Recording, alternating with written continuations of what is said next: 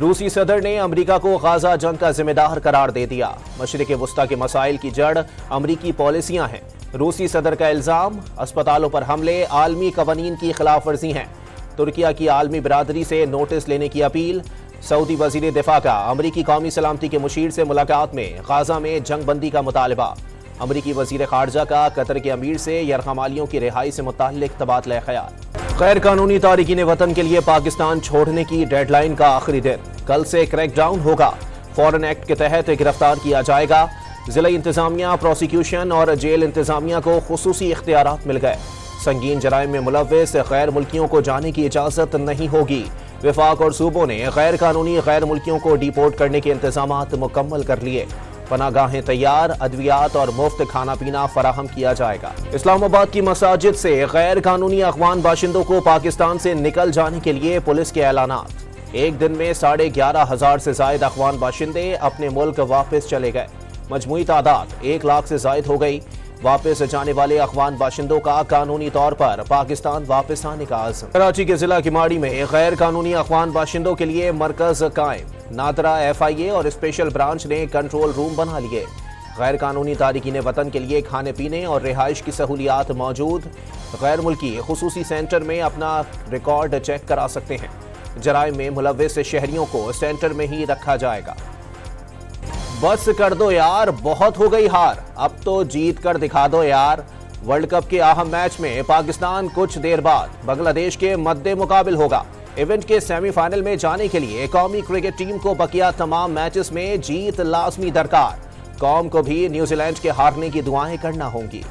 World cup میں بنگلہ دیش کے خلاف اہم میچ میں پاکستانی ٹیم میں 3 تبدیلیوں کا امکان۔ امام الحق کی جگہ فخر زمان کی واپسی، محمد نواز کی جگہ سلمان علی آغا اور شاداب خان کی جگہ اسامہ میر کی ٹیم میں شمولیت متوقع۔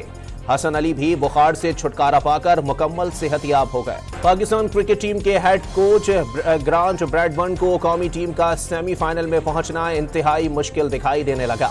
قسمت کے مہربان ہونے کا انتظار کرنے لگے۔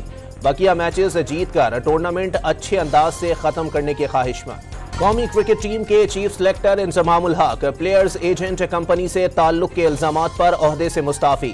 الزامات لگانے والوں سے ثبوت مانگ لیے۔ تحقیقات میں تعاون کی پیشکش۔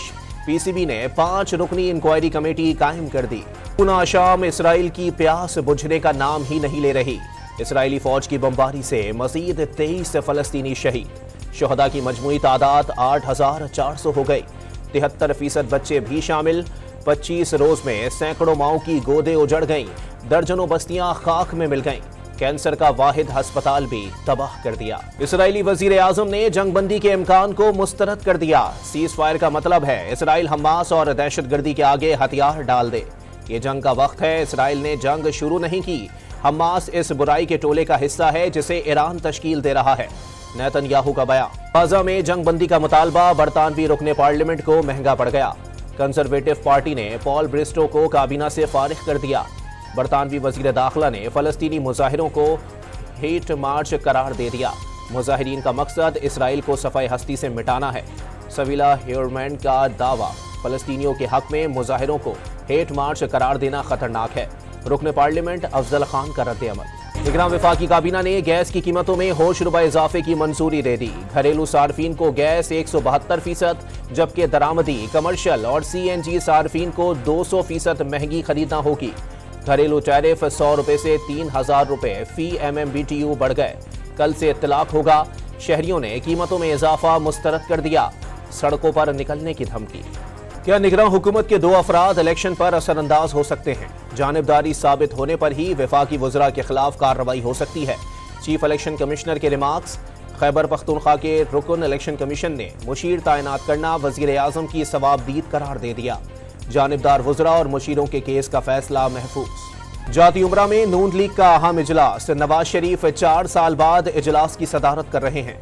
شہباز شریف، مریم نواز اور حمزہ سمیت مرکزی قائدین کی شرکت۔ پارٹی کی انتخابی مہم اور انتخابی منشور پر مشاورت۔ پارٹی ٹکٹوں کا بھی فیصلہ ہوگا۔ لاہور کی انسدادی دہشت گردی عدالت نے 9 مئی کے مقدمات میں اسد عمر اور چیئرمین PTI کی بہنوں کی ضمانت میں 22 نومبر تک توسیع کر دی۔ ملزمان کو شامل تفتیش ہونے کا حکم۔ اسد عمر کا تحریک انصاف کے ساتھ کھڑا رہنے کا عزم۔ استحکام پاکستان پارٹی کے لیے بیسٹ آف لک کہہ دیا۔ 190 मिलियन पाउंड स्कैंडल में इस्लामाबाद की एहतसाब अदालत ने बुशरा बीबी की अबूरी जमानत में 15 नवंबर तक तौसी कर दी। बुशरा बीबी बेशक ना आए, वकील आ जाएं, अदालत के रिमार्क्स। बुशरा बीबी की अभी तक गिरफ्तारी मतलूब नहीं, नैब के तफ्तीशी अफसरान का अदालत में तहरीरी बयान। तुर्बत में नासिराबाद थाने पर दहशतगर्दों का हमला, फायरिंग से पुलिस एहलकार और 4 मजदूर जाँ बहक। मरने वाले मजदूरों का ताल्लुक मुजफ्फरगढ़ पंजाब से था। थाने की छत पर सो रहे थे। निगरान वज़ीर आला बलोचिस्तान का वाक़ये पर अफसोस का इजहार। मुलव्विस मुल्जिमान को जल्द अज जल्द गिरफ्तार करने का हुक्म। कराची की इंसदादी दहशतगर्दी अदालत ने 29 बरस बाद सिंध सेक्रेटेरिएट पर हमले का फैसला सुना दिया। MQM के कारकुनान सईद भरम, फहीम मिर्ची और नासिर खिजी को मुकदमे में बरी कर दिया। किसी और मुकदमे में नामजद ना होने पर रिहा करने का हुक्म। मुल्जिमान पर सिंध सेक्रेटेरिएट पर रॉकेट लॉन्चर से हमला करने के इल्जामात थे। सुप्रीम कोर्ट बार के सालाना इंतखाबात के लिए पोलिंग जारी। शहजाद शौकत और मियां अब्दुल कुद्दूस के दरमियान 1-1 मुकाबला। मजमूई वोटर्स की तादाद 3,500 से ज़ायद। लाहौर में 24 घंटे के दौरान 224 बिजली चोर गिरफ्तार, 128 के खिलाफ मुकदमा दर्ज। पेशावर में साबिक MNA अरबाब शेर अली के घर पर वापडा और पुलिस का छापा, घर पर लगा बिजली का कुंडा पकड़ लिया। पेस्को ने बिजली चोरी का मुकदमा दर्ज करा दिया। हलाल जिहाद, घर वापसी, बेटी बचाओ बहू लाओ, हिजाब बंदी और गोर खच्चर जैसी महामात की गढ़। भारतीय रियासत उत्तर प्रदेश मुसलमानों से नफरत में नंबर 1। 2022 में उत्तर प्रदेश में अक़लियतों के खिलाफ 13,000 जराइम रिकॉर्ड। इंतहा पसंद हिंदू रहनुमा याति नरसिंह। अर्जेंटाइन के मारूफ फुटबॉलर लियोनेल मेसी ने 2023 के बेहतरीन खिलाड़ी का अवार्ड बैलन ड'ओर रिकॉर्ड 8वीं मरतबा जीत लिया। क्रिस्टियानो रोनाल्डो ने बैलन ड'ओर अवार्ड 5 बार अपने नाम किया है।